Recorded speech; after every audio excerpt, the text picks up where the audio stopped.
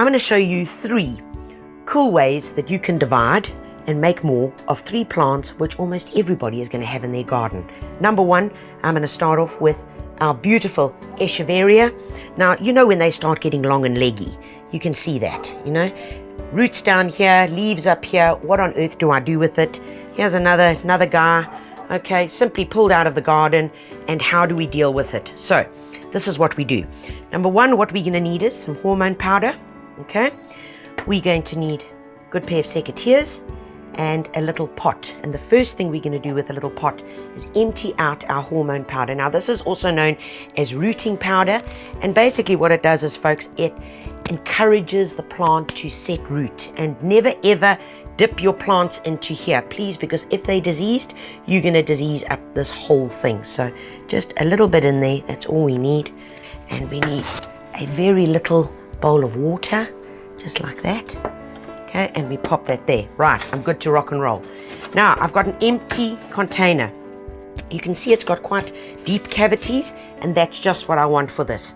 And this is a new way of propagating succulents that I saw when I was on a tour on the West Coast with one of probably the best growers in South Africa. So the way we take the leaves off, folks, is very simple. You just grab it and you twist it, and there it comes off. What you do want is you want as clean a cut as possible off there. So by taking them off, it literally is a sideways movement, okay? Imagine the potential with all of these plants, how many babies I could make. Next thing we're going to do, literally just this. Dip them in a bit of water, just the end, not too much, eh? And then into the hormone powder, and then all you do is you pop it in there, like that, standing up. You can also put 3 or 4 in there, you know, because if it was a big leaf, obviously you can only put 1 in there. But what then happens is, inside this cavity, just where we've put the hormone powder, the new little roots are going to start emerging after about 3 or 4 weeks, and then an entirely new little plant is going to start growing. And all you do, once you've done this, is take this, put it into a well-lit area, not shaded, but also not direct sun. So something like a morning sun would be very happy, because you can imagine how hot this is going to get. But the heat also encourages good rooting, because warmth encourages growth. So, well, that's all fine and well. What do I do now when I've removed all the leaves and I'm left with this? Okay, you're not going to throw this away, folks. All you're going to do is just take it there and you're going to cut it off just like that. Bit of water, bit of rooting powder, and then this, you can literally take this and pop this into a little pot or into the garden as is, and this little guy will grow much, much more. Right, guys, next up, I want to show you probably one of the easiest ways to make more. And in this method, you can literally do grasses, you can do water plants, and here I've got some Acorus golden edge. And you can see when it starts getting very thick and clumpy, you can see that it starts losing that beautiful golden look that we're wanting. And that is a sure sign that this guy needs to get divided. So dig them up. You can literally take the plant and you can almost start pulling them apart like that. Depending on the age of the plant, some might be more difficult, and that's when you get in your pair of secateurs and you can then literally cut it there. And as you do that, so they start pulling apart. So you've got loads of roots in that here. We don't need all of that. All I want you to do, chop the tops off. And this is important to do, because when you do that, what you are doing is you're going to reduce the stress when you transplant it. A major, major factor. So anything with strap-like leaves, grasses, I really suggest that you do this. So here we go. Look at that. One beautiful fan coming out there. Another one there. That can simply be done like that. And there, look, wow, we've even got 3 out of that. Fantastic. But what we've done to the top, we must do to the bottom. So a light pruning there of the roots, because you see there all the new roots coming through. Those are the good feeder roots, those white roots. Now, if it gets a bit more taxing and it's really a big clump, best way to do is to use this cool dividing tool. What I dig doing with it is literally take it, Captain Hook, grab it here, and then you just pull it through. And there you've got a plant already. So this little guy, chop him off there, prune his roots a bit, and he's good to go. Right, now that we've got all these little guys, let's show you quickly how to pot them up. Now remember, you can take these, plant them directly into the garden, turn the soil over well, compost, bone meal, bit of organic pellets, all right? But if you're going to be putting them into a pot and maybe just keeping them to settle in for a bit, very, very simple. Take a bit of your coconut peat. I've added in some bone meal here. You can see that. Ooh, nice, nice. Mix this up a bit. Okay. Let's take a bit. Fill the pot up halfway, not all the way. Okay. And then we could literally put 3 of these in here. So 1, 2, and in no time at all, these are going to shoot, look gorgeous, and then you can either leave it in this pot, of course, or you could take it and plant it somewhere else into the garden. There we go. Take a bit of that. Oh, this is going to be so healthy. Nice.